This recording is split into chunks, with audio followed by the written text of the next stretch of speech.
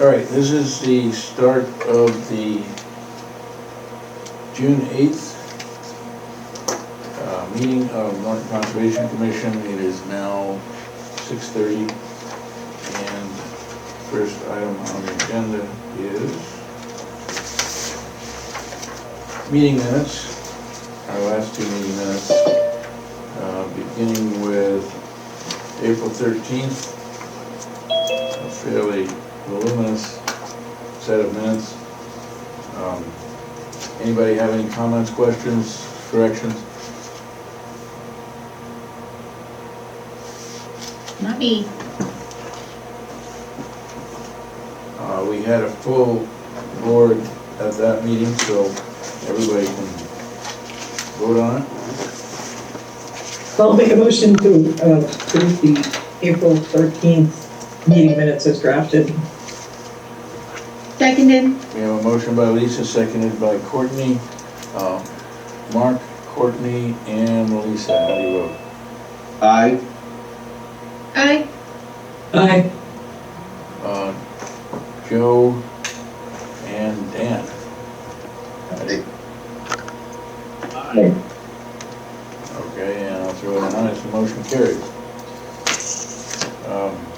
Our next set of minutes is from April 27th, in which Lisa and Joe were absent, but we have a quorum of the members that were there to vote on it. Any questions, corrections, additions? If not, we can consider a motion. I will make that motion Second. to accept the minutes. We have a motion by Dan, seconded by Mark, to accept the minutes of April 27th. Mark, Courtney, and Dan, any vote? Aye. Aye.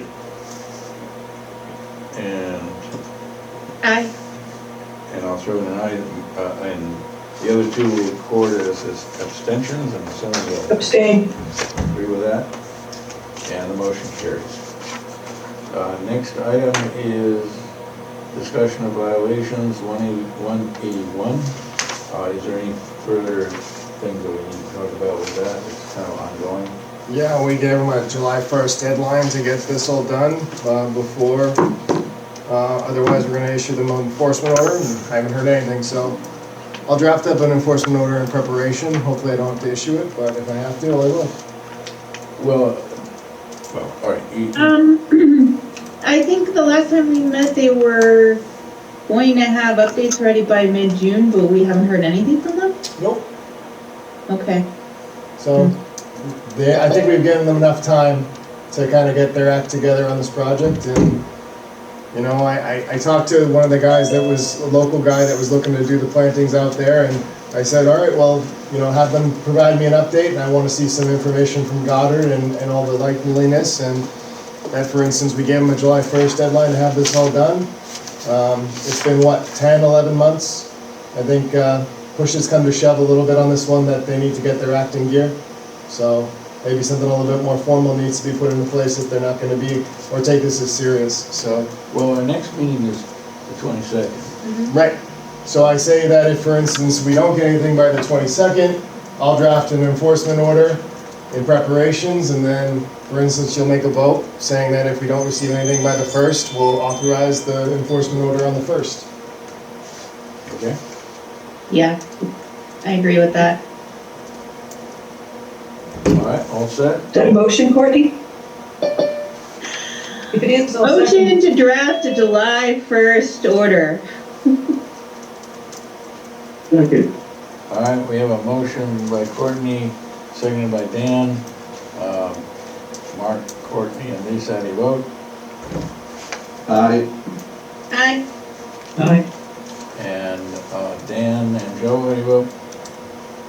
Aye. Aye. And I'll throw in an aye, motion carries. Next violation for discussion is 292 West Main Street. That is Downtown Pizza. This downtown pizza, yeah, it looks like they expanded their parking lot. I'm working with the landowner and their consultants that they hired. They're hoping to get a plan to us this month. I told them that they should try to expedite it as quick as possible because, my patience is wearing thin with a lot of these violations. I know the commission's is probably wearing thin with a lot of these violations by now. So we need to start, I guess, making sure that people know that there is a timeline with all this stuff that they need to follow. But, and the next one was 1 Kaylee Way. I noticed a permit came across my desk through the building inspector's office, and I looked into it, and they've done some illicit clearing out there. So I need to go out tomorrow and verify. I found out last Friday, so they have to put in down sediment controls, and I'm out there tomorrow to inspect and make sure that none of the work is within our jurisdiction. Because if they did, they're gonna have to come in for an after-action filing. So hopefully that it's not an issue, and hopefully it's just a minor oversight from their end, but we'll see what happens. So they already put up a building then? They haven't put up a building, they've just done some clearing out there. Okay. I'm going out tomorrow to verify that the work is not within our jurisdiction. If it is, then for instance, they need to come in for an after-action filing. All right, For 232 West, have we gotten any kind of update from them since April? Because I think they were saying that they were gonna follow up with you in May. Yeah, so they were going to go with one wetland consultant, but they decided to go with a different one. And that person started flagging the wetlands, and now this other person has to flag the wetlands. So they're delaying it a little bit, unfortunately, and I said, well, if I don't receive anything by July 1st, I think then we're gonna have to have a conversation. Because I said, we're already dealing with this in town already, and I wanna make sure that this doesn't become an ongoing problem that we have to subject ourselves to moving forward. all right. So, next item is, any request for continuation, but I'm assuming we don't have such requests at this point. No. Okay. And next item is, I would table all this stuff till we go through the actual meeting stuff tonight. okay, So I would just hold off on the 225 South Worcester Street minor revision, the Wetland Protection Act transfer, and the EDA 3 discussion because it could take some time. So. all right. So there are no continued public hearings. We'll go to the first new public hearing, file number 250, 1170, 416 Old Colony Road. It's an amended order of conditions, I guess, or a discussion of an amended order of conditions. And we have a representative. Correct. Just introduce yourself and describe what's going on. Sure. Good evening, everyone. I assume everybody on Zoom can hear me okay? Yep. Perfect, thank you. So my name's Rob Lucier with CMG, with me as well as the owner and applicant Ed Andrade for 416 Old Colony Road. I'm not sure if all of the commission members were around in, I think it was March of 2025 when the order of conditions was issued for this property, but what I can do, I'll share my screen. If that's Let me okay. just give you access really quick. Sure. I'll just go over quickly what was approved and what we're requesting. There it is. Excellent. There you go. Thank you. Appreciate it.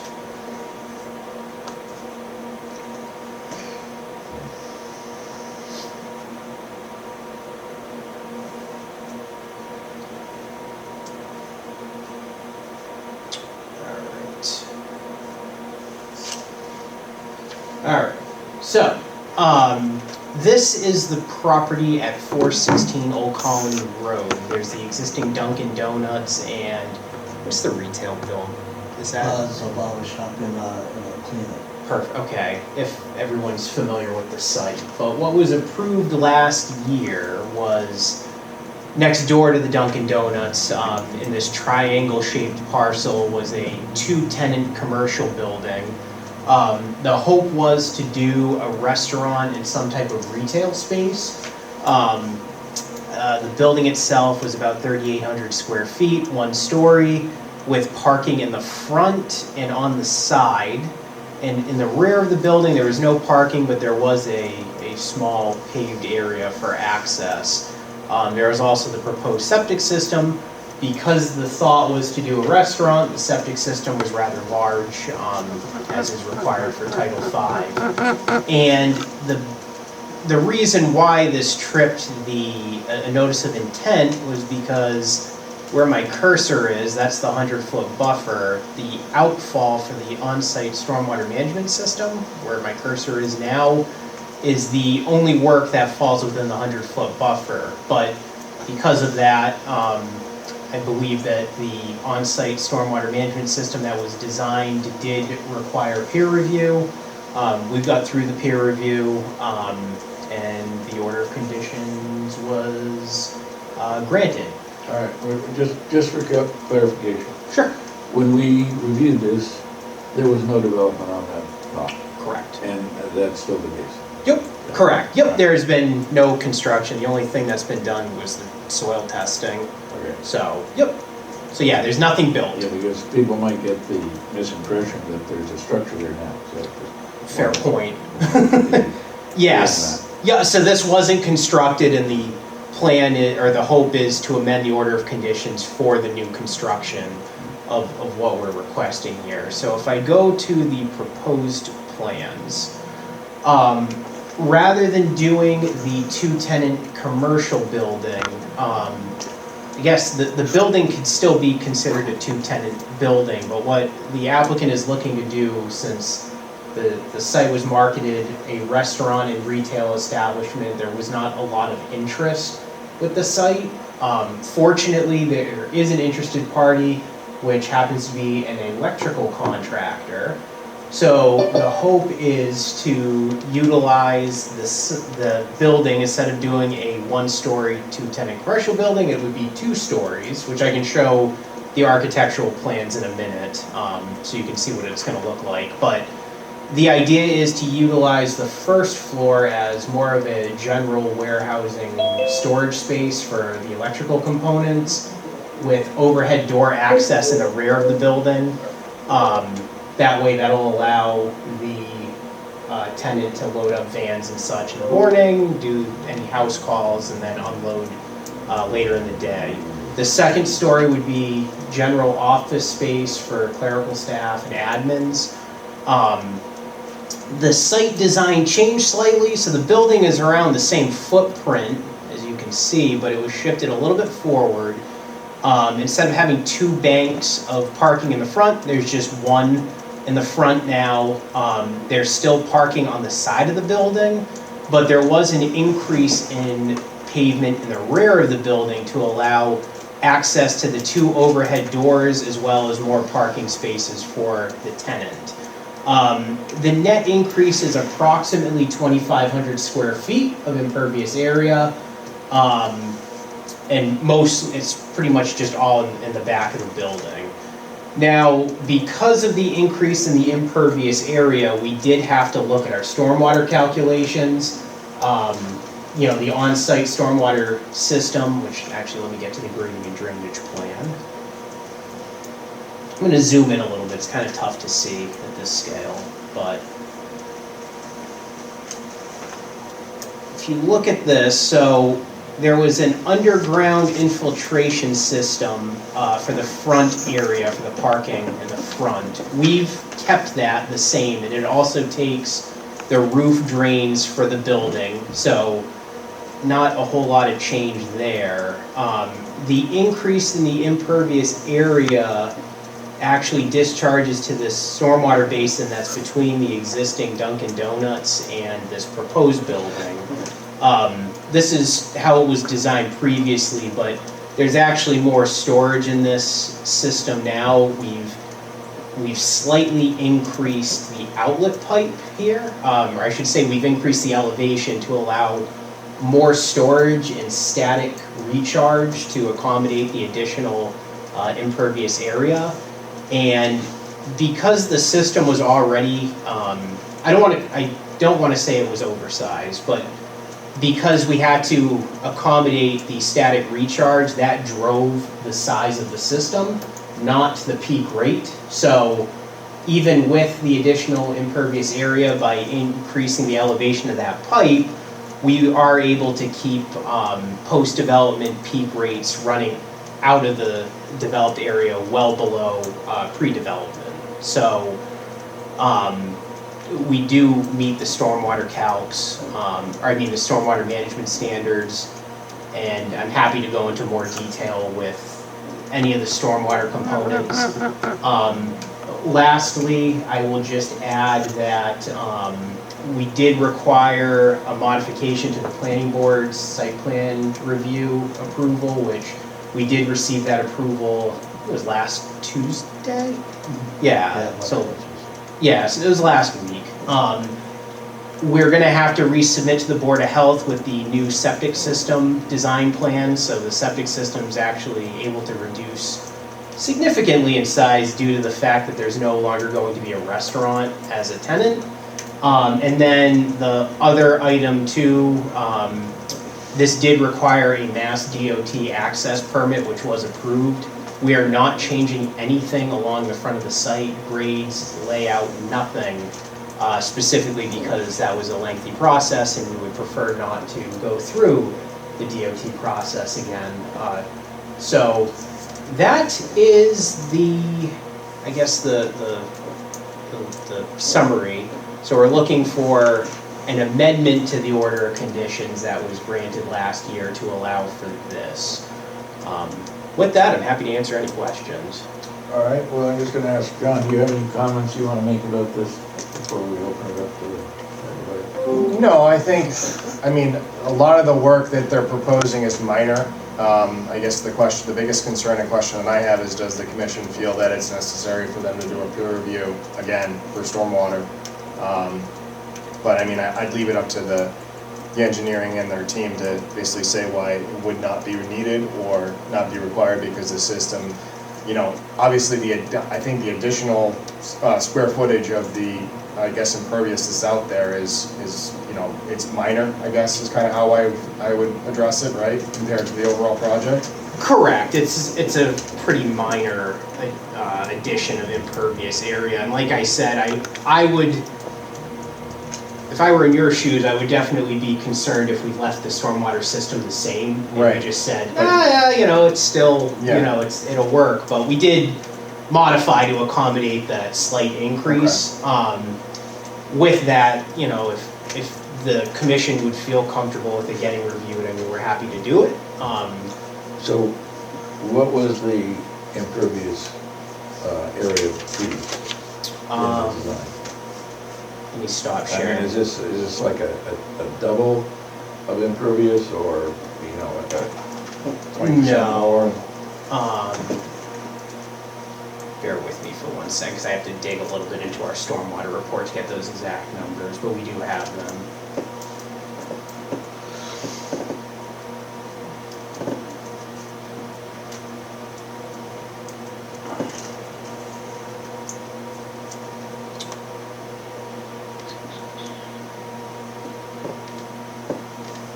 John, I think it was in your report, wasn't it?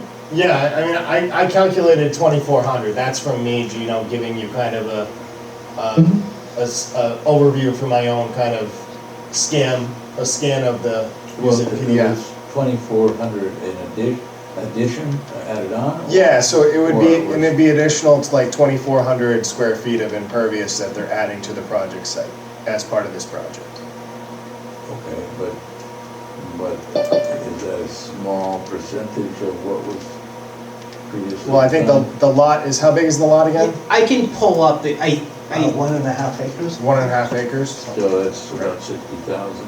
yeah, I think I know, you're trying to gauge the, Well, what does 2,500 square feet mean in the grand scheme of what we're proposing for the impervious, Right, correct? right. And I can yeah, get mean, that if right we- now. If we have to decide that, yeah, this looks okay, we kind of need that comparison. Yeah, and I have it right here. So what you previously approved for the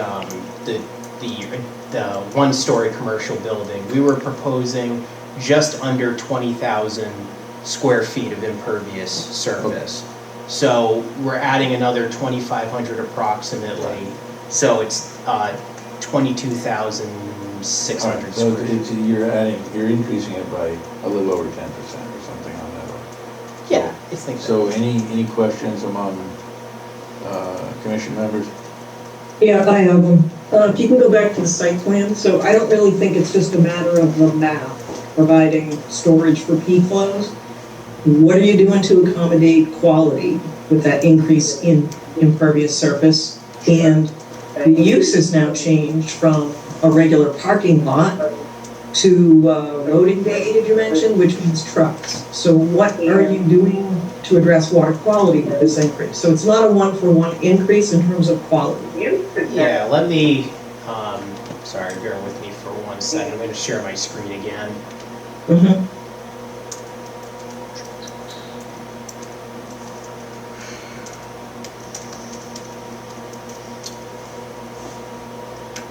Yeah, so the pre-treatment requirements are 44%. So a combination of two of the 25% pre-treatments is usually what we go with.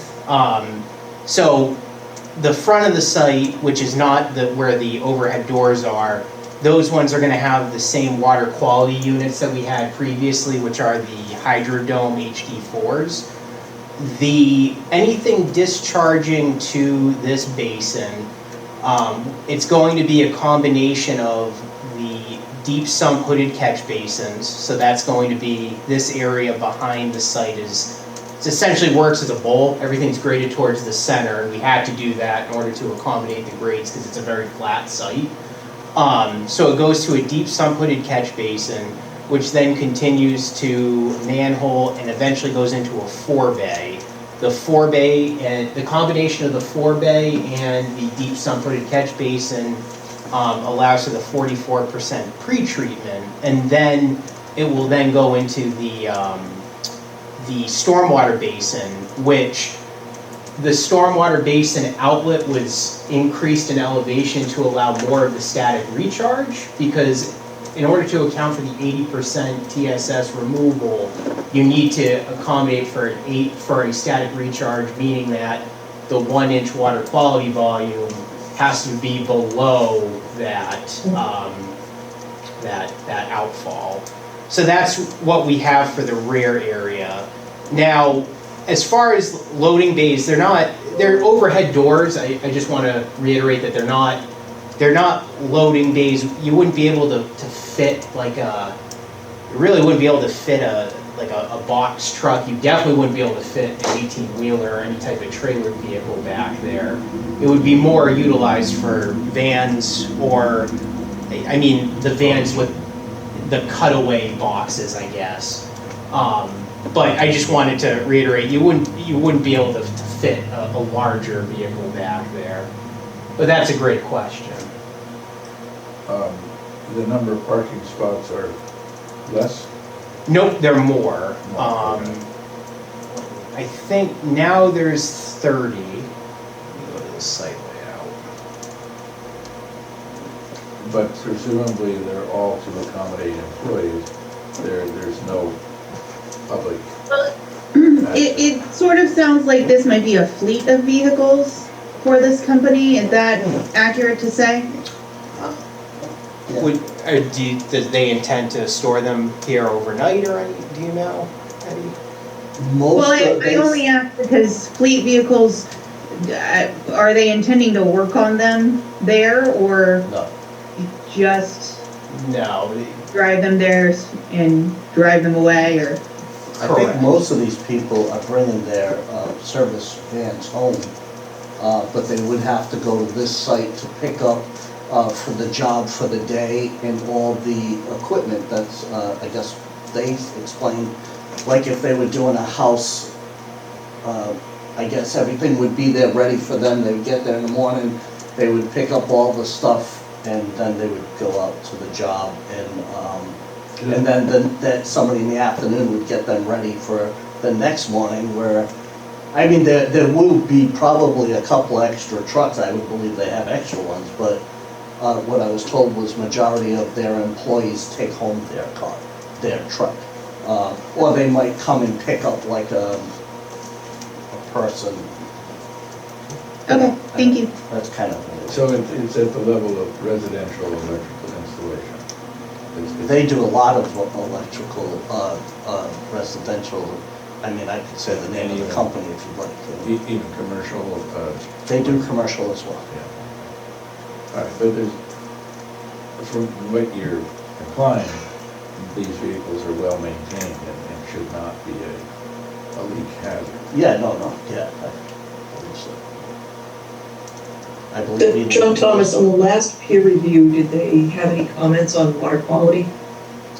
From what I recall or what I remember, no, because if that was a question, that probably would have been addressed. Okay. Any other questions among commission members? I'd like to see this peer reviewed again. I think with that amount of increase, I'd be more comfortable on a commercial site with a review of the increase. And so if I could ask you, Joe, what's triggering your thought that a 10% increase would be an issue? We don't know what the future use of this building is. This is the use intended at the moment. As we all know, that things change along the way. This could end up something very different and pretty hard. Well, actually, I don't know the rules about that. If you have a major change in use, does that require planning board or? Well, so building this inspector involvement? is the challenge that I have, right? So the only portion of this property that's within our jurisdiction is the outlet drainage component of this. So really, the bulk majority of this project lies within the planning board's discretion. And you said, what did you guys say the planning board said? They approved it last Tuesday. Did they have any questions or concerns regarding stormwater? No, All right, I need to talk Was to it them. yeah, I think they, peer reviewed Yeah. by the planning board? sorry, was that, I didn't That hear was that. Lisa, could you repeat that? Oh, did the planning board have this site plan peer reviewed? They did not. I think, and the reason for that, I We don't believe, the big concern related to stormwater, when this was previously approved, was the stormwater peer review was through the Conservation Commission. Mm. So that's why I think the planning board was Right. more looking at the use, Yeah. so. So I would support Joe's theory then. So we have no peer review on the planning board side. We have an increase, we have a different intensity of use, we have dumpsters there, we have loading docks, and we're gonna have a different type of use. I think it has to be peer reviewed as well. It'd be a different story if it were peer reviewed by the planning board. Again, we're running into this, we're gonna be running into this. Yep. That we are the only line of review. So I would, I'm just gonna comment that I don't feel the same degree of urgency because to me, it's a limited number of vehicles on the site. The prior use was a combination restaurant and also a retail outlet, so the amount of public vehicles that would have come in and out of the site was, in my mind, much higher. So I don't really see the same urgency, and you can't really base your decisions based on the possibility, at least in my opinion, the possibility of some radical change in the future. So we have no control over that change. That's the issue. This is our one shot. well, So we're gonna make it right and bulletproof to be, the highest water quality for any future user. Now is the time to do it. So I agree with Joe, but all right, so this is public hearing, right? Yeah, this is a public hearing, so we can't do motions about I mean, you can- procedures until. you can basically, put it to vote with the rest of the commission members this But- evening if you think that it's necessary But that we the can't- applicant file for a peer review. But we can't do it within the scope of this portion. No, we can. Oh, We can. I mean, you can talk amongst each other whether you think that a peer review is necessary. I think Lisa and Joe have both basically said that they would like to see a peer review for this project. All we need is basically the rest of the members, Courtney, Dan, Mark, one of you, or actually two of you need to say yes, I mean- otherwise it's a standstill.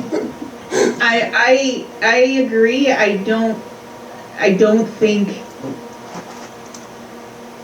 think it's better to have it done than not, Okay. in terms of risk and impact. So then we just need one more person to say yes, and we'll Well, make a, I think what we have to do is have a motion put on the table. Put it to a vote. Yeah, Joe, please. you making a motion? Move to have this site peer reviewed. Second. All right, we have a motion by Joe, seconded by Lisa. So, Courtney, Dan, and Joe, how do you vote? Aye.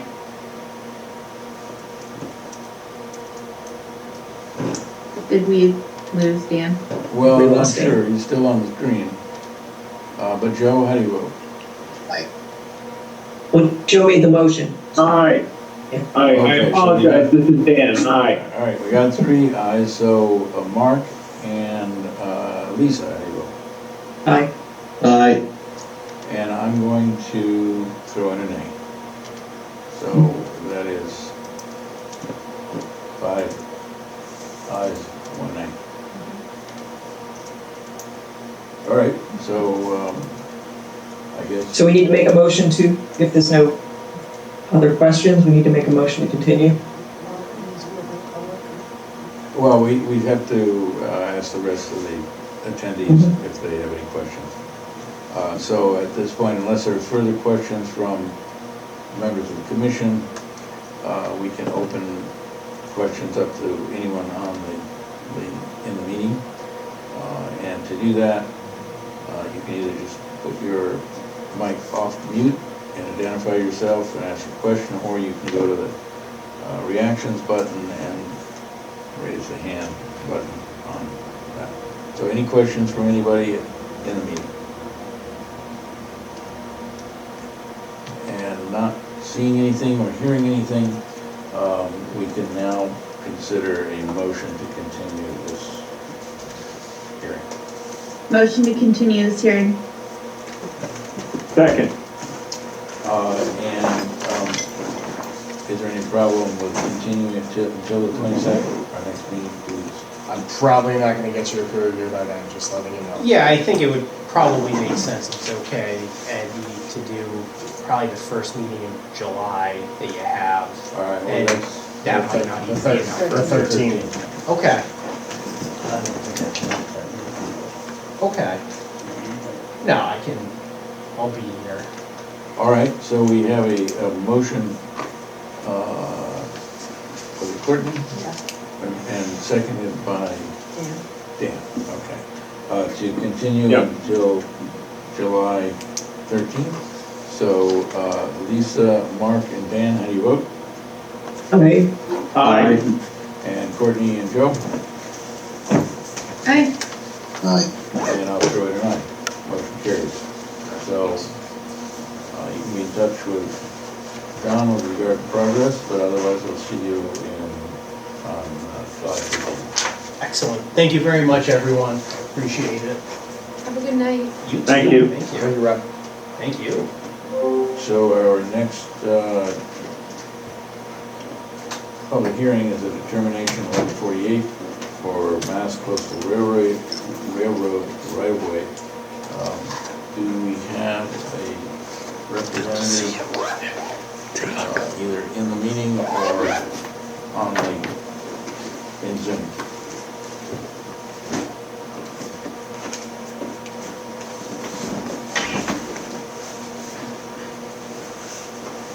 Just give us a Yeah. No, I've been dealing with, I believe his name's Thomas Lewis.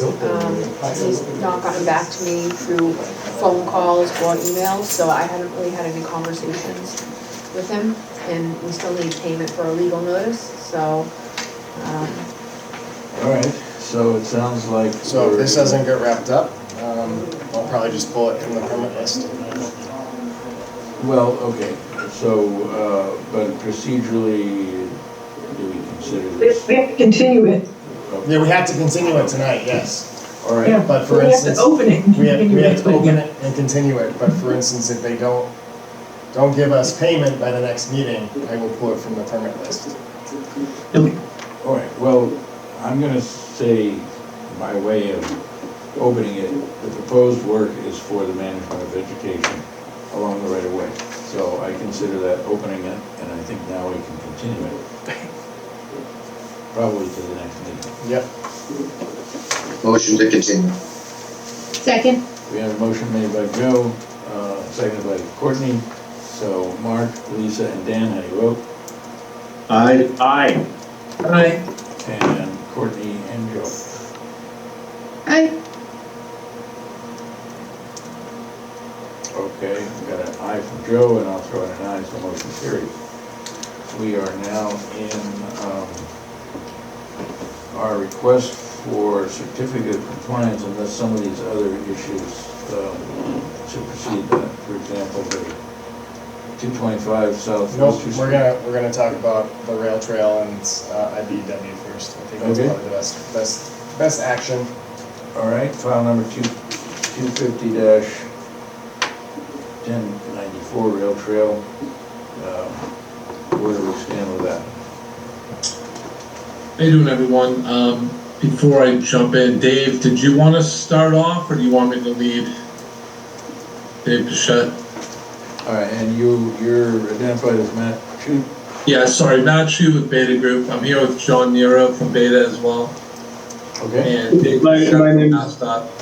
My name is Dave Pichette here with MassDOT Environmental. So as we know, this is sort of an ongoing request for a partial certificate of compliance that was asked for by Mr. Thomas, the agent. So that is why this issue is in front of us, and there were some questions raised by the commission at previous meetings, and so Mr. Shute has prepared some responses to some of those questions as the project design engineer. So I'll just let Matt take it over and make his comments. Thanks. Could I get access to share? You can, and you will. Thank you. Should be all set, Matt. Go ahead. Got it. Okay, can you guys see my screen? We can. Should be a memo. So I'm gonna let John Nero jump in on the first question. Sure, thanks Matt. Again, John Nero with Beta Group. So the first of two questions we wanted to address was a note about ragweed on Colonized, basically both sides of the trail between Washington Street and Cobb Street. And as you know, noted correctly here, the contractor did have obligation to control invasives at the site, at least during the contract period of the construction work. So assuming that this comment is referring to common ragweed is a native species to eastern US. It's actually one of the rare cases where it's native here and considered invasive in places like Europe and Asia. So since that, while it is a nuisance in disturbed areas, you know, I pull plenty of it from my gardens, it is technically native and not considered an invasive species. And you know, as far as invasives go for the project, you know, the contractor was required to manage those, and so that would be things like Phragmites, knotweed, bittersweet, things that are documented by MyPAG as invasive in Massachusetts. And, you know, full eradication is not required per the contract, but the contractor is required to keep them in check throughout their contract period. So they did that for species that are flagged by the state as invasive, but for something like ragweed, that would not be explicitly treated. Oh, can I ask a question on that? So, I understand MassDOT has seed specs. So, I'm assuming that I'm the one who brought this to the attention of John Thomas, because I walked this thing all day. And there's a sea of ragweed along the entire thing. So I'm thinking, well, MassDOT must have a spec, a seeding spec. And does this seeding spec allow for ragweed? I mean, it's a weed. And It is. It might not be an invasive species, but that's not really what we envisioned along our rail trail, is a sea of ragweed. Right, that's a good point. And MassDOT does have specific seeding specifications. You know, their landscape group prepares specs that, have, roadside, shade tolerant, wet, all these different seed mixes. This area, I can't speak to off the cuff what was proposed here. We can confirm that, but there are cases on these projects where in trying to get these seed mixes, which oftentimes are primarily perennial and do take a winter period to cold stratify and actually establish, in the meantime, they can be taken over by either invasives or, colonizing species. And in this case, a colonizing species like ragweed. So let me ask you, when's the last time somebody was out there looking? Because it's probably over 3 feet high now, and it's prevalent. So I would ask that somebody look at this versus the seeding spec and see what the percentages are. It's an issue. It's extremely unsightly. It may not be invasive of my definition, but I am sure it's not part of the seeding spec. Understood. I can certainly comment that the seed spec was applied as required. The resident engineer does have the seed tags for all the seed that was applied for the project. Okay, but did somebody do a follow-up to look at exactly what's growing versus what was proposed? That's what I'm getting at. Did somebody do a check specific to the spec versus what's out there? That's what I'm asking for, please. And that I would have to check back with the resident engineer as to when the last time somebody did look at that. But I do know they did work with the appropriate seed spec for the project. Well, I would suggest somebody has to change their seed spec if that, in fact, that amount of ragweed was acceptable. It's terrible. So, anyway, I would ask that somebody go out there and look at that, please. Is it possible that the ragweed seeds came in through the soils that were used to add to the site and stabilize the site? So that's actually the next thing I wanted to bring up is that, obviously it's something that colonizes pretty quickly as everyone's correctly seen and noted. I don't think this is a case where the seeds, where any kind of ragweed seed was put down as part of any seed mix. Generally, what we see with ragweed coming in is it can come in with soil, however, it very, very prolifically self-seeds. It's generally either an annual or a biennial, depending on species, and so they're very prolific with their seeds, and they spread by wind and birds very easily. So, yeah, it's been there since the first year. So, right, since last year, it's been there since day one, and it's only it's getting worse. Right. So, regardless of how it got there, I'd ask somebody to look at it, see if it meets the spec. So when the soils were disturbed and not seeded, it could have blown in from other sources and just had a major head start. Is that a possible mechanism?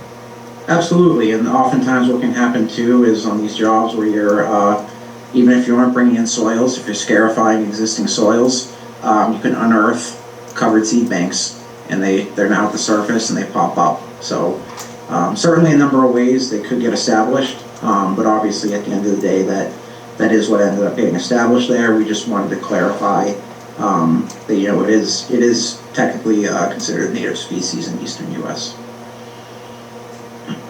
So is there any mechanism of remedying it regardless of how it got there? In my experience, I've personally dealt with things like ragweed and mugwort a lot. Your only hope really is to do a pretty low mowing and potentially pull out the top layer of soil, top dress with loam and compost, and seed it again. Other than that, can be quite difficult to control, whether it be on a large site like this or a residential lot. Yeah, I guess the point of that is, was it put down properly to begin with? right? Because now we're stuck with it. The town of Norton is stuck with it, so how often are we gonna be able to mow that stuff? You know, it should be fairly maintenance-free, so if it was put down incorrectly to begin with, you know, that could be an issue too, but I would ask that somebody look at it, please. But Come up with a solution. just, So that the town of Norton is not stuck with something that's a long-term issue that we didn't pay for, or that we paid for something else, put it that way. the areas where it is prolifically established, over time, they may become coated with leaf litter, and presumably will choke out some areas. Is that a possibility as well? Yes, and oftentimes what will happen with these species is as long as you mow it before it goes to seed, since they often are annual or biennial, you basically cut off its own supply to reproduce, and you can control it that way. Over time, you keep mowing it, you put down additional seed, and oftentimes you can win out, but it does take some persistence. So again, Julian, do you think the town's gonna do that? I doubt it. So I guess I want a product that's gonna be low maintenance for us. Well, I We understand. should receive what we spec. What's spec'd in the plan is what should be. Yep. And that's, you know, if it takes 10 years to get this approved, we approve the spec plan. And this is our issue we're standing with here. And ragweed was not a spec. I have been in the industry for many, many years. There are many ways to eradicate this, but this is not acceptable. If it's spec for whatever perennial mix is, we should see perennial mix there. No matter what the perennial mix should be, it shouldn't be ragweed. All right, any other questions, comments?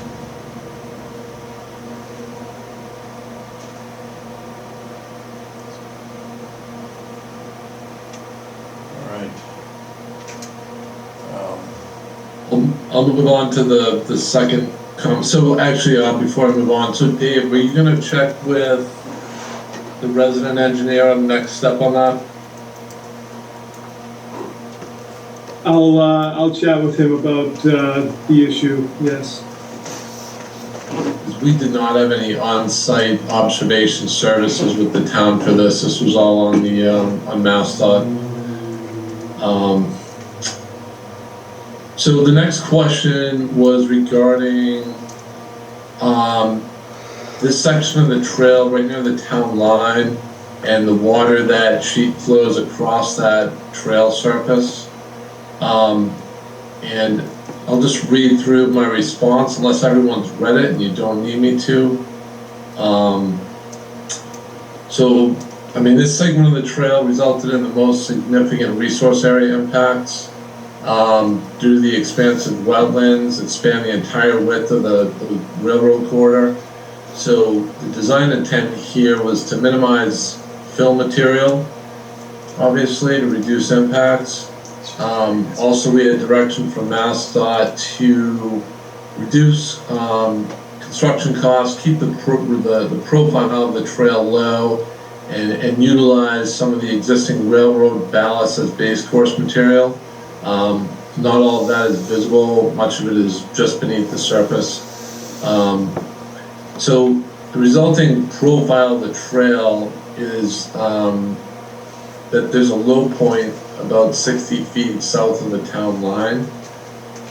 Keeping that profile low doesn't allow for a culvert to go beneath the trail. And I'll show you in a minute kind of what a sample revised profile would do. Essentially, you're just moving that low point to another spot nearby and creating the same situation. So, consistent with common trail design guidance, we had ditches and swales incorporated into the project throughout to convey stormwater adjacent to the trail where in cut sections where stormwater otherwise could not just sheet across the trail or underneath. So swales were constructed on the northeast side of the trail on both approaches, but when you get to that low point, you've got to get water to the other side, and that's why it's it's sheeting across the surface, not ponding there. And I'm just gonna go to the profile view to show you guys. So the town line is right about in this area. The black line represents the design profile of the trail. The low point is about in this area here. So, you know, in order to get a culvert beneath the trail to convey stormwater from one side to the other, this would be the resulting grade line to get like a 12-inch pipe under there. And then you still got to maintain minimum grades of the trail profile. So essentially that low point just gets shifted over to the Mansfield side, and we'd have a similar situation. So just shifting down, this is a cross-sectional view at this location. So the low point is between station 40 and 40 plus 50. You can see we have the swale here at 40, 50. Looking at, on the other side, there's a shallow swale. And this is the point here where, you know, there's no way to get a pipe underneath and daylight that on the other side. So it's naturally just sheeting across at the low point. And then it traverses, you know, over the existing wetland areas and ultimately down to a replication area that was constructed further to the south. Can we just enlarge that picture again? Sure. So, which direction is the water would be expected to flow? So it's flowing from here to here, and then from the other side, it flows in this direction. And then this is the low point where it needs to go. It traverses across here, and then it's overland flow on this side. But it appears to be hitting a berm there on the downstream side that is acting as a dam. Does it not? It's constricted on that side because of ledge. There's rock on that side. It's really narrow. It narrows up, and it's not allowed to infiltrate on that left side. The left side, Lisa. Yeah. So, okay, so a couple things. There's plenty of space on one side, right? And you're constricted on the other. The issue is getting the water from one side to the other, or, right, source reduction. So can we look at the left side where it's accumulating? I don't know what the groundwater looks like, but can we excavate that to make it deeper? Can we put infiltration media in, again, to get some of that in? Because I'll tell you, this thing's wet about 9 months a year. It's a safety issue. You have people biking, walking, it's ice all winter long. To me, it's a design flaw, and it's like nobody's fault. It just happens. It's really difficult to guess where the water's going to go. There's a culvert in Mansfield that's doing nothing, and I know you can't move that one down here, but it was designed further down. It's not conveying anything. So I'm trying to think of outside of the box how to fix this, because this absolutely needs to be fixed. This is not normal, right? This should not be happening to a rail trail, right? It shouldn't be inundated 9 months of the year with water, right?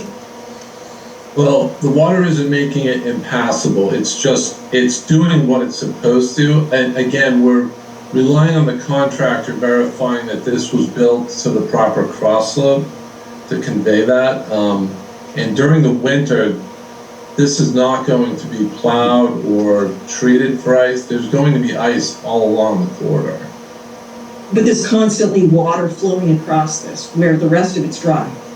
And you're constantly having to walk over ice and water for 9 months a year. So I'm looking for a solution, because I don't think this is acceptable. So my question is there any way to excavate something deeper on that side where it's filling up? Clearly you don't have enough depth on one side, right? Well, so I believe this is all within the flagged BBW area on the left side. That's why we were minimizing disturbance That's correct, Matt. on this side? We were limiting disturbance there because that whole swath of existing trail or corridor right-of-way was vegetated wetland. So even those portions that remain today, there's not going to be any infiltration capacity, in my opinion. Yeah, this is roughly the section we were just looking at. This is where that swale is filled with water here. I mean, the other thing we had considered was a leaching basin on one side, but again, with the water level where it's at, it's not going to do anything there. And we're excavating a structure in the middle of the BBW, which we were trying to avoid. With a balance pit and It's a balance. 3-inch BBW, right? 'Cause that BBW is already filled, right? It's already fragmented. It's already cut off from the rest of it because the path is there. So it's just a remnant in that location. I guess I'm more concerned about safety, pedestrian access, having to walk through ice for the sake of, sacrificing a small wetland there. This is quality of life at this point. This is, in my view, should not be happening. I mean, this wetland, I don't have the other sheets available at the moment, but this is the town, this is a continuation of the sheet here, and this continues. And yeah, I mean, you can see our goal was to kind of have our limit of work as close to the trail as possible, to minimize that impact. And again, I understand the concern with ice, but my understanding is that the trail is not going to be, the entire thing is not going to be plowed, so it's, there's going to be icing. So what? No, I get that, but What happens when we start to get algae growth on the asphalt and all the wonderful slippery things that a warm, wet spot make all along? You know, what happens when we get that safety concern of just bicycles going down? Well, I mean, that could happen anywhere as well. You've got, leaf and tree. We shouldn't have standing material on any impervious surface. It's not how the system is. Again, the water is not standing, it's always sheeting across. If it's standing and ponding, it was not constructed per the plans. it's not necessarily flowing all the time. It has water on it.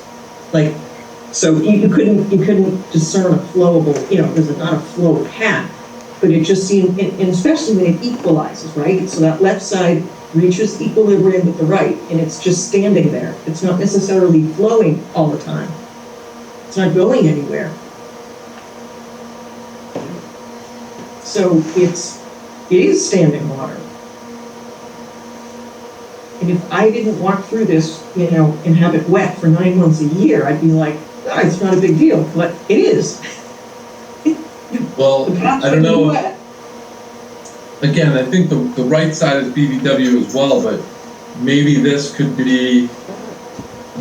was not graded properly and it's too high on this side and not allowing the water to sheet off as quick as it is, but. So I understand, Matt, that you guys don't do as-built, but would somebody at least topo this area to figure out if it was, how do you know if it was built correctly? I mean, did the contractor give you their notes in terms of what the elevations were? Because I know you don't produce an as-built, so how do we know it was constructed correctly? Yeah, we're not responsible for the as-built. We were told they went out and checked this with smart levels. The contractor did? Yes. Wasn't that like the fox guard in the chicken coop?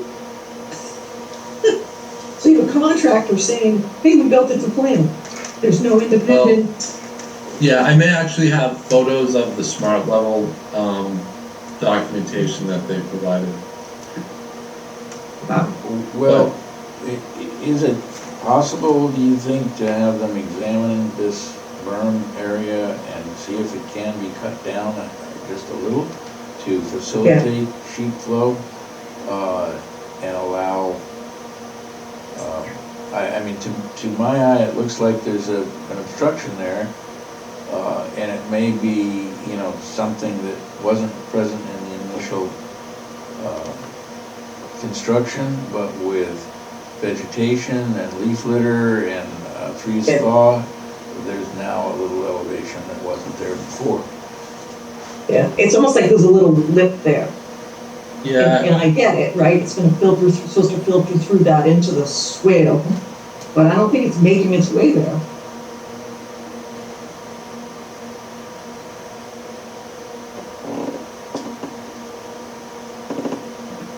John, this whole right side is BBW as well, correct? Yeah. That's correct, Matt. It extends pretty far down, both further into Norton as well into Mansfield.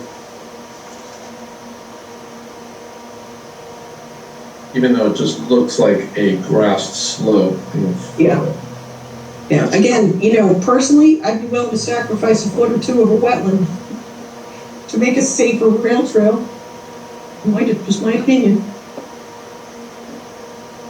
I mean, there's not even any vegetation in that area anymore. It's kind of been spread, so I don't know how much it functions as a wetland over there, but that in the first couple feet. Yeah. More important to shed the water, I think, at this point than to worry about a fringe of wetland that looks like lawn. What is, was the ask that they talk to the contractor and see if there's anything that can be done with this particular area? I think that's what the ask is, sounds like. Yeah, I think somebody needs to do maybe something a little more detailed than just a level. If we're gonna talk about getting this to sheet flow or to fix this. I mean, one thing I'm seeing with our cross sections, so this area is in between these two sections, and you can see we had, a 4-to-1 slope right off the edge here, 2-to-1 here, and to me, based on the photo, it looks just flat on that right-hand side. Yeah. Yeah, I think I mean, if that's, it's as simple as that, that would be fantastic. If we just scrape a couple inches and let it go into that, So get it into that swale. I think what we need to do is request some spot grade survey from the contractor out here, especially on this area here, and make sure this gets restored. And maybe off the shoulder here, instead of loam and seed, which is going to naturally create a berm over time, maybe it's some type of, although I don't like the crushed stone next to the trail, because what happens is the stones end up on the trail, and then we have another safety hazard. That happened down in the section that was already built to gain access to the treatment facility. The stones were all over the trail down there, so that's why we did that. Down White Hill Street, yeah. Yeah. But anyways, we'll get some survey to start with here and take a look at that. Okay, thanks, Matt. All right, any further questions, comments? So those are the two, focused areas of concern, or I should say focused with the ragweed issue, but that was the summation of the discussion at this point? Yep, sounds like it. Well, I'm kinda asking Matt, and, Those are the two questions that were brought to our attention to talk in further detail about it at the meeting. Dave, does that make sense? Do you think that's a reasonable request of the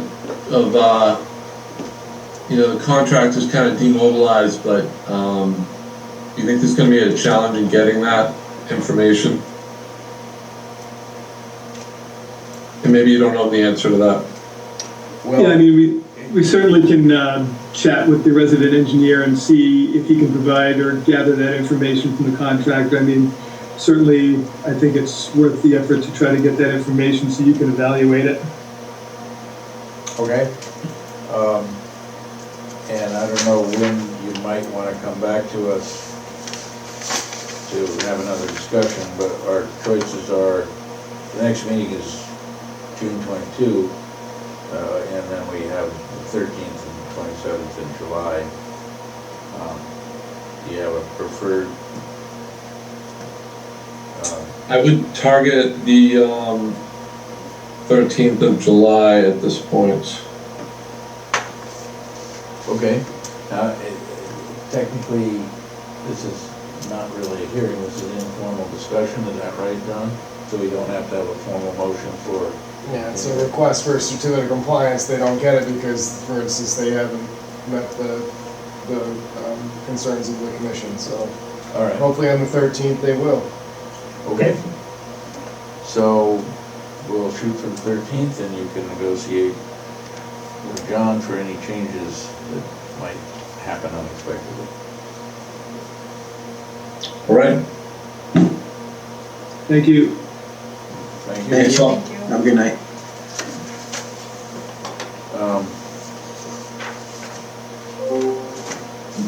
Lost my sheet.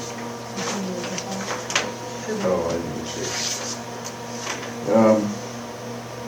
So next item is file number 250-1166.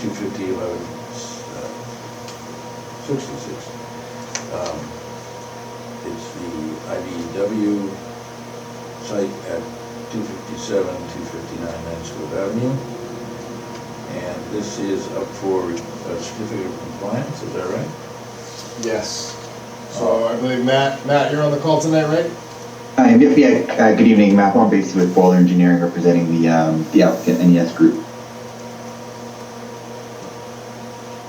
So you can share your screen if you want to. You're all set. Oh, sure. Yeah, sure. Good evening. Hope everyone's doing well. It's been since we first filed the application, since we've met with the commission. They've wrapped up construction out there. John, I know they mentioned you've been out there quite a bit, and Yep. we hadn't heard much from you, which is usually a good thing. Folks don't usually call us to tell us how awesome things are going. So not hearing from you is real good news on our end. But they've wrapped things up. We were up there during various stages of construction. Primarily, the stormwater was the thing we were most interested in getting inspections of, like bottom of the bed for the basins and whatnot, and also out there recently for the final kind of walkthrough as they're wrapping things up. We also had our surveyor prepare a full, new as-built or record survey of the property, which is what I'm sharing right now. So we went out there, honestly, generally built per plan. The stormwater basins seem to be operating as intended. I think, John, when we sent in our certificate of compliance letter, we like to be very, very thorough if we can be, so the things we noted were when we went out there about 10 days ago, the grass looked like it was pretty established, but, it was still a little bit to go, but that might be kind of rectified per recent visits. The markers, I think they mentioned that they might Yeah, be... I have them in the office. Just have somebody come by and we'll put up the placards, okay? Yep, the placards were the other thing we noticed, but I think those are in the office and ready to go. So aside from that, wasn't really much for us to comment on. Be happy to run through the project in general, but hoping to request a certificate of compliance. Well, I think, John, you have the final amount of... So far from what I've seen, the guys that were out there, this is probably one of the most buttoned-up sites I've seen from just the aesthetic kind of construction side point of things. Their site was very clean throughout construction. I mean, I was driving by Mansfield Ave quite frequently and never had any concerns. Maybe some minor sediment tracking, but they cleaned it up immediately. So, they've been a great group of guys to work with, and just the oversight for this project has gone very well. I don't really have any concerns. I mean, it was a kind of sensitive project being so close to the reservoir, but they did a great job with the efforts, and I'm recommending to the commission that they issue a full COC for this one. That's pretty cut and dried, so any questions from commission members? Well, I just had a quick follow-up on the stabilization. Matthew, did you say that it was close to achieving final stabilization, or it had? When we were out there 2 weeks ago, it was very close. I think, to be honest, I wasn't out there. I think they had a site visit with John late last week, and things had kind of fully grown in, or mostly grown into at least 70%.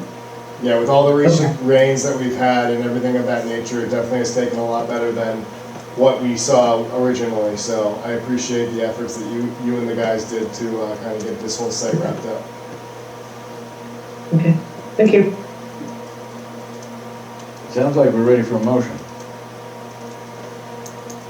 I'll make a motion to issue a full COC for file 250-1166. Second. I'll second. So motion made by Lisa, seconded by Mark. So Mark, Dan, and Lisa, how do you vote? Aye. Aye. Aye. And Courtney and Joe, how do you vote? Aye. And I'll throw in an aye, so the motion carries. Great, awesome. Thanks everyone so much. Great work with you, and have a good night. Have a good night. Thank you. You too, thank you. All right, so we have three more items. Back up to the departmental updates, public inquiries, so. Did we put the Yeah, Ryan stuff on here? yeah, the modifications are at the top.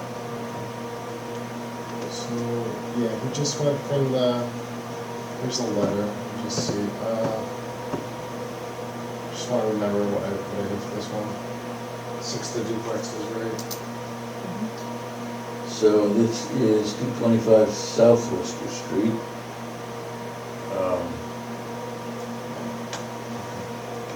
And I assume there's not a representative for this. No representative for this one. But this is kind of the rendition here. I'll just share it in a second. Let me see if I can zoom in. I don't have the best capabilities here. So this was the sidewalk Yes. project, is that right? We did a sidewalk out there. Which one? Say again? Did we do a sidewalk on this one, or? No, we did not do this. I'm gonna, hold on, let me just share my screen. Share. Okay, here we go. So this is 225 South Worcester Street. This one was I think it was the Heritage Realty project. So this was a small area in the front, and then there was a huge Right, so area. the major thing that they were doing was, they didn't change anything within our jurisdiction. The only thing that they changed mainly was I think they did if I recall correctly, give me 1 second, it's been a while since. They increased the square footage by 74. Yes, Of the crossing. 74. Which one's 74? Has anyone come with us, or? Oh, Ryan, you're right there. How you doing? Hi, all right, yeah. Yeah, I'm just trying to, obviously you're not here. I don't know if, was it, who's the guy that's working on this one? Peter Lavoy? Peter Lavoy, yeah. Is he coming on the call tonight? No, I was just, when you and I had talked about it, we thought it was pretty minor. Yeah. So I'm available for questions and I can, answer anything and kind of walk you through it. Sure. What it was is it's 15 duplexes, and due to some market demand, we've had some inquiries for some potential buyers that are looking for first floor primary bedrooms. So we wanted to offer a slightly different footprint than on some of the buildings. So we proposed 6 of the 15 buildings to be modified with actually their overall less square footage, but it's a slightly bigger footprint. Yeah, so each building is an additional 74 square feet. That's correct. That's what we had put in the letter, exactly. Yep. So this would affect the stormwater as well as there are a few buildings. within- No, it doesn't affect the stormwater at all, per the letter. Okay. Right, it's a de minimis increase. I think the overall was a couple % or something. It's in the paperwork, which I don't have in front of me, so.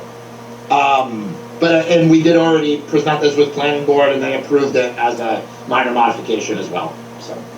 Okay, so we're back to the same thing. Let's look at what increased. Was it the footprint, the overall development footprint? Was it unit by unit increase? Was it pavement increase? What increase? There's no change in the pavement, there's no change in the crossing. The only modification is 6 of the 15 structures have a slightly different footprint. Larger footprint. Correct. So the letter does note that there's a minor increase in impervious area that will be added to the project. Is Right, that due to the roof from the footprint, correct. okay? Are those, is the runoff from the roofs going to dry wells? I don't believe that was proposed. I think the roofs were calculated in the overall stormwater. Okay, so did somebody revisit the stormwater? When you increase the roof square footage, you just need to make sure that your calculations are correct for the stormwater in the roadway to accommodate that increased area. Correct, and that is the letter from the engineer, which was provided also. He took a look at that, and it was already factored in to their, they kind of over-design a little bit. So the amount of the increase doesn't get it. It's the letter that John should have there if you wanted to share it. Yeah, I have it here. It's in the files shared with the commission. So, okay, I need a sanity check here. What is the difference between this project that's coming before us, that's just, looks like informational discussion, versus the one at Duncan's, next to Duncan's that we just saw that we had to look at a peer review? I mean, they're both resulting in increased impervious surface, relative to stormwater management. Do we still have the same question? So why was the other one handled as an amendment and this is just a discussion? I'm just asking the question. I'm wondering, does it trigger the need for an amendment? I'm asking the commission right now. Does it trigger the need for an amendment? Well. Oh, okay. I'm sorry, John. I thought you were just like telling us what was going on. No, I'm asking the commission, do you feel that this would trigger the need for an amendment? The limit of work hasn't changed, and there's probably about, what we say, 15 structures that are gonna be subjected to a little bit of increase? 6 of the Six out of 15. So six out of 15, so 6 times 74, so that's what, math-wise, less than 600 square feet. Correct. And what I, So this would just be an administrative plan change? Correct, and that's what I'm asking the commission to make sure that, for instance, they're comfortable with signing off on this as an administrative plan change versus the applicant going through a full-blown amendment. Okay. So Courtney, since you clearly read the file, what did the engineers say about the roof runoff, how that was being handled? So the only information that's in the letter is that the six of the 15 buildings will have a footprint that will be about approximately 74 square feet larger than the original plan. And it will not have an impact on stormwater design. But they also did note that there is a minor increase in impervious area that will be added to this project. And it sounds like, per Ryan, that is based on the roof. So from my perspective, if it doesn't change the totality of the project in terms of square footage, I don't necessarily see an issue with it, especially if it doesn't impact the stormwater issue. all right, but what I also heard Ryan say is that the original stormwater design was over-designed for the original extent of impervious surface. Is that a correct statement, Ryan? Based on my conversation with the engineer, I think it's kind of standard practice to incorporate a certain percentage above and beyond your overall impervious when doing a design. It's not right to the square foot. So he said that the minor percentage increase is well within that added percentage that he carried when doing the design in the first place. Can he update the letter to include that information? Yeah, I don't think that would be a problem. Yeah, I think that would be my recommendation, because right now the letter, it states that the new footprint is slightly larger, there's not a change in stormwater design, but I think it would be good to include, from a documentation perspective, a little bit more detail on how they have determined that there isn't an impact on the stormwater. Or that the system as designed can accommodate the increase, both from quality and quantity. I think that's the statement that needs to be said, written, exactly. Okay, I can talk to the engineer. I don't see why that would be a problem. That's what he basically relayed to me, but I can definitely have it added in the documentation. All right, and perhaps we can, if they can produce a modified letter, we can revisit this with our next meeting. Agreed. So, Ryan, is that a plan? Yeah, absolutely. All right, any? Yeah, so just so the commission's aware, this is an active project and they're working on it right now. They're working on the proposed duplexes that are close to the street. And Ryan, you said, for instance, this project's gonna be going on for the next 2 years, right? Correct. So we have 2 years to get this under wraps, right? Yeah. All right, great. So we'll see, hopefully get that letter from you and we can entertain this at the next meeting then. Sure, I'll have it over to you, should be by the end of the week. I'll talk to Peter tomorrow and relay to him what the commission's looking for. All right, great, thank you. All right, thank you. Absolutely, thanks. Everyone have a good night. You too. Bye. Next item is Wetland Protection Act transfer. So the town manager and the select board office have requested that the Conservation Commission transfer $5,000 from the Wetlands Protection Act fund, typical of past years, to support Megan and I's salaries moving forward. Any discussion of that? John, the question we always ask is, do we foresee any need for, well, first of all, what do we have for what's in the fund now? How much is in the fund now? Let's ask there. Let's start there.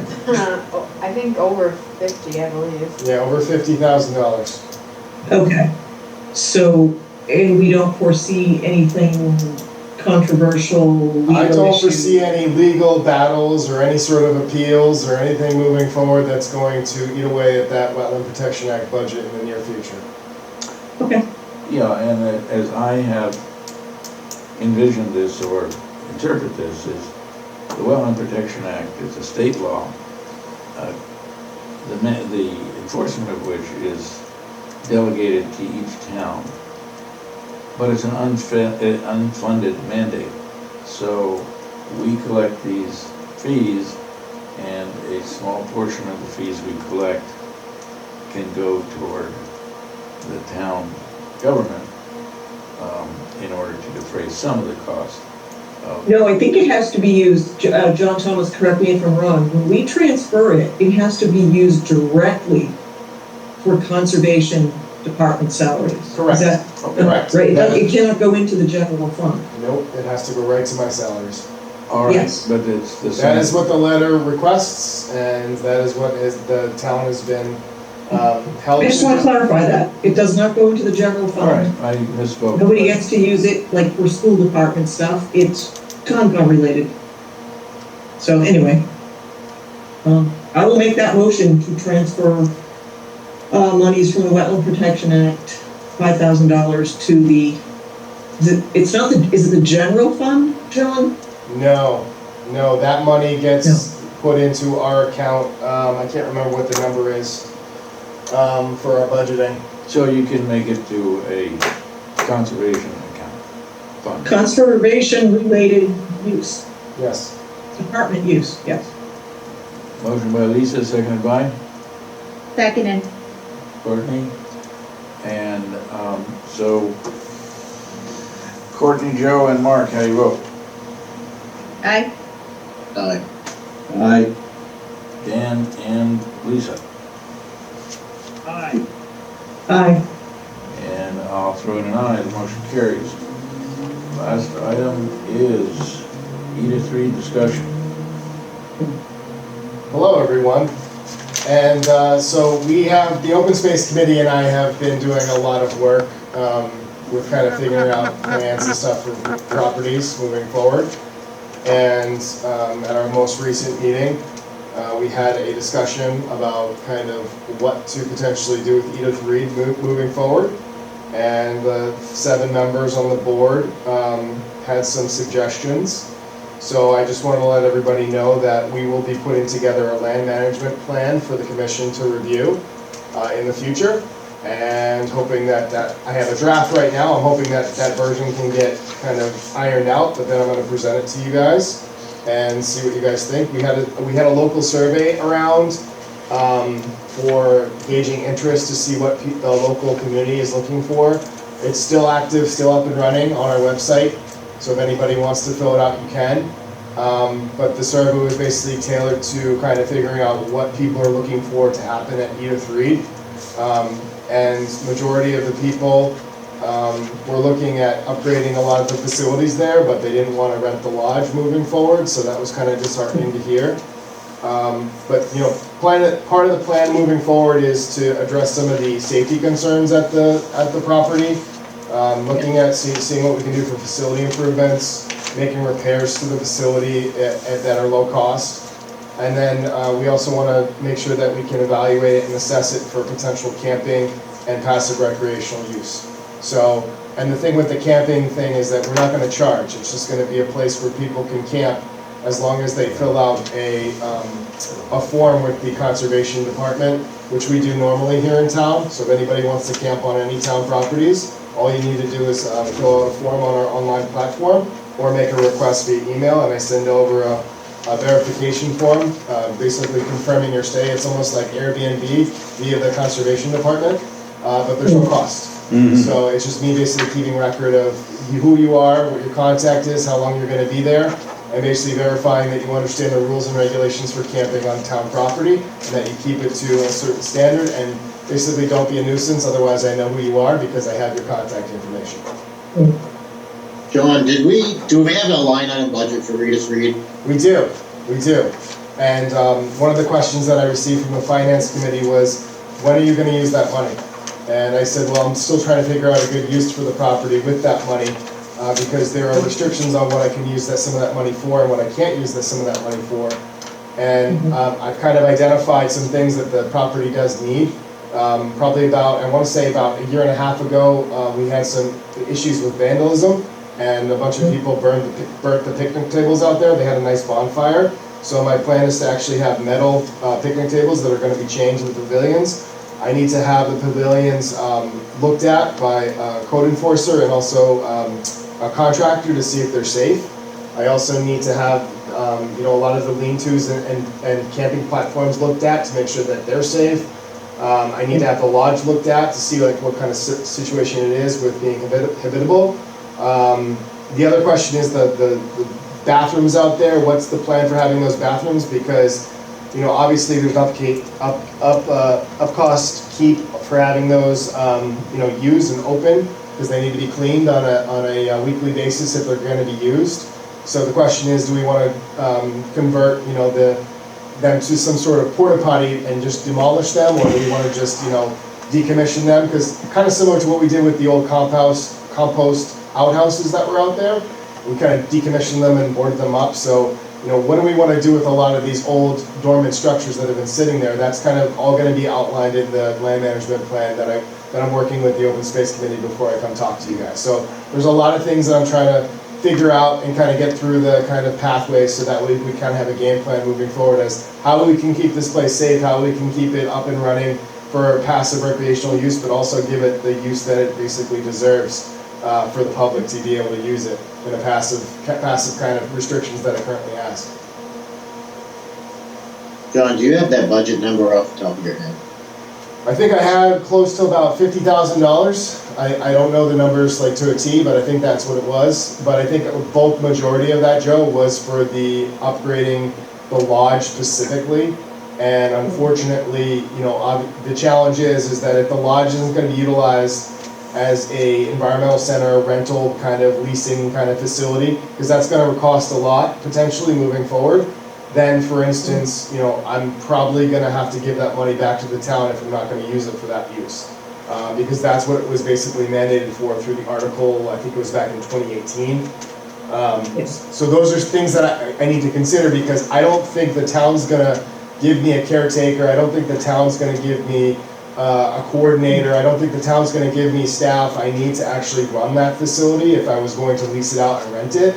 And unfortunately, I don't have the time nor the, bandwidth to take this on.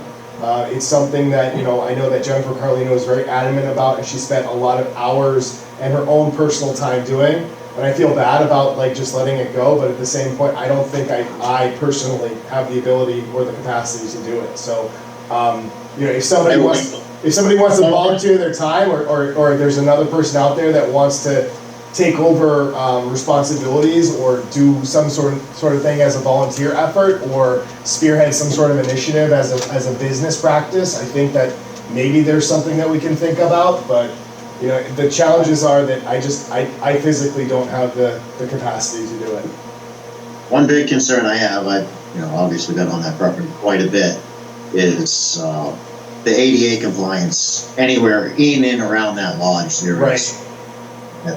And that's part of the safety concerns. I think that I need to get the ADA compliance officer, who's also the building commissioner here in town, out there and be able to identify the hazards and look at everything. That's also part of my draft that I put together is having that expertise. You know, we have to get that consultation so we can get a better understanding as to what the liabilities are, what the hazards are, what the potential problems could be if we didn't take that into consideration.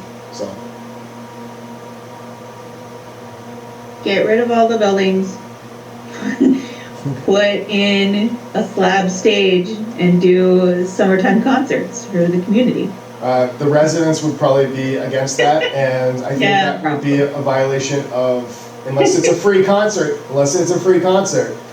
it would be a violation of the passive use restrictions. Because we can't have any sales, no food trucks, no sales of any foods, or anybody that is basically, any food that's being there has to be free food. And I don't think that that's in the cards. Even for boosters, like for high school? It can't be anything that where there's any transference of money. Okay. Yeah, but those are the challenges with these land grants, is that once you put a land grant on a property, there's a lot of restrictions. There's other grants you can get, which are like the park-related grants, which are a little bit more focused on recreational things, which, you know, obviously, it doesn't matter at this point, but there are other grants out there that could give you more recreational things if that's what you're looking for in other parts of the town. Yeah, I have fears that, I mean, all those buildings decay and require constant maintenance, so it may be that bringing them into complete safety and other compliance issues is not going to be feasible. So we may eventually need to remove them and just have spots for people to pitch tents. And that might be in the cards in the future. I think that the first step is to see from a compliance perspective is to get the building commissioner out there and then get a licensed contractor out there to give me quotes and estimates as to what it would cost to do a lot of these things to get these code compliances and all these other things. So that way I can have a list, and that way, for instance, I can have that as a backing to actually get an idea of what our options are moving forward. And that would be all laid out in my land management plan that I provide you guys. All right. Further questions? So I think this brings us to the end of our agenda. And as is... There's one more, there's one more thing. Yeah. I had, John came out to my place the other day, and I have 3 dead ash trees, but I didn't realize until John came out that it was ash borers. So I'm going to have those cut down. Anyway, I think they're some distance from the wetland. Yeah, Dan will be taking those trees down in the buffer zone, so just so everybody's aware. Well, I've got probably 6 with a similar fate, but they're not, well, some of them are pretty close to the reservoir, but I may have you come take a look, but they're beginning to John, do you handle those administratively? I do. Yeah. With an online permit, but obviously Dan is on the commission, so I said, you might as well just let the commission know at the next meeting. Well, I'm letting you know. And if you want to see them, you're welcome to. I should have taken a picture or something, but yeah, 2 of them aren't completely gone, but they're losing bark and they've got the little holes in them, and it's really unfortunate. Yeah, this, Just make sure there's no bats in them, Dan. Well, I don't think they want to be in something that's so exposed to these holes they're very tiny holes. They're not. I mean, they're ash borer holes. So No, they hide behind the bark. They hide between the trunk and the bark. I didn't really know that. yeah, yeah. It's unfortunate.